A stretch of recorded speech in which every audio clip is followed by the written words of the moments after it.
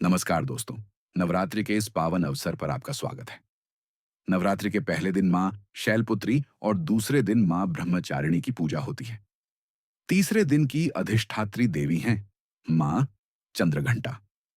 इनके मस्तक पर अर्धचंद्र के आकार की सुनहरी घंटी जैसी छवि है। इसी कारण इनका नाम पड़ा चंद्रघंटा। माँ चंद्रघंटा शांति, साहस और न्याय की देवी मानी जाती हैं। आज हम माता दुर्गा के तीसरे स्वरूप मां चंद्रघंटा की पावन कथा सुनने जा रहे हैं। नवरात्रि के तीसरे दिन मां चंद्रघंटा की पूजा करने का विशेष महत्व है। मां चंद्रघंटा का वर्ण स्वर्ण के समान तेजस्वी है। इनके 10 हाथ हैं। एक हाथ में त्रिशूल, दूसरे में गदा, तीसरे में कमल, चौथे में धनुष, पांचवें में तलवार, छठे में कमंडल, सातवें में वज्र, आठवें में घंटा, नौवें हाथ में कामरूप और 10वां हाथ अभय मुद्रा में है। इनका वाहन है सिंह, जो वीरता और शक्ति का प्रतीक है। इनकी उपस्थिति से ही साधक के भीतर साहस और आत्मविश्वास का संचार होता है। मां चंद्रघंटा की पूजा करने से साधक को शांति, साहस और निडरता का आशीर्वाद मिलता है। तो आइए सुनते हैं इनकी कथा। या देवी सर्वभूतेषु मातृरूपेण संस्थिता।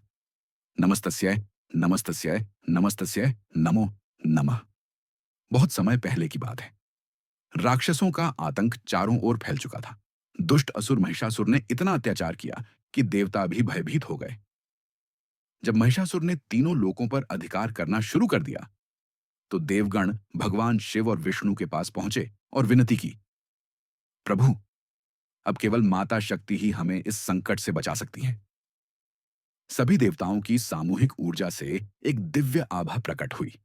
उसी तेज से एक अद्भुत स्वरूप की देवी प्रकट हुई। वे 10 भुजाओं वाली थीं, सिंह पर सवार थीं और उनके माथे पर अर्धचंद्र घंटा शोभित था। उनके स्वरूप को देख सभी देवताओं ने उन्हें प्रणाम किया और अपने अपने दिव्य अस्त्र उन्हें अर्पित किए। भगवान शिव ने त्रिशूल दिया, भगवान विष्णु ने सुदर्शन चक्र, इंद्रदेव ने वज्र, वरुण देव ने शंख, यमराज ने कालदंड, अग्निदेव ने शक्ति अस्त्र और अन्य देवताओं ने भी अपने दिव्य शस्त्र दिए।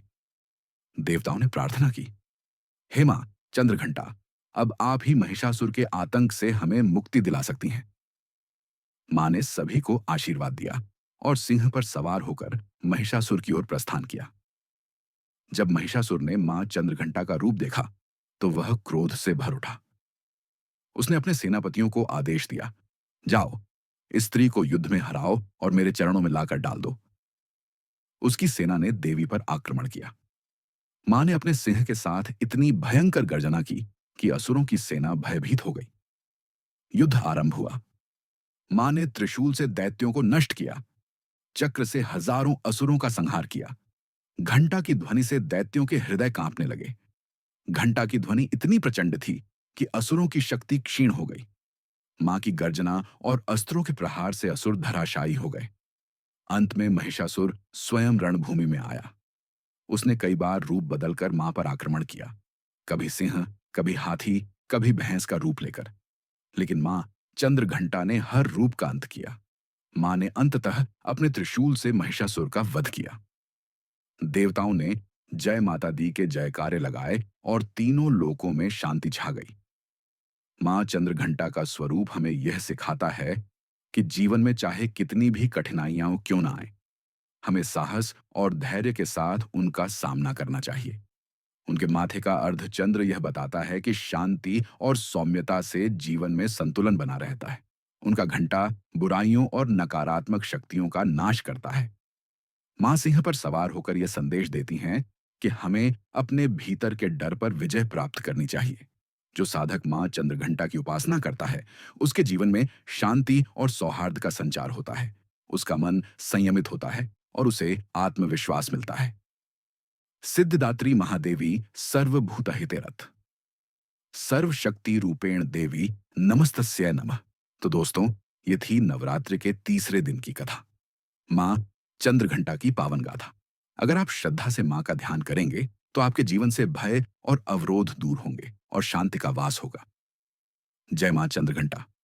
आइए हम सब मिलकर मां से प्रार्थना करें।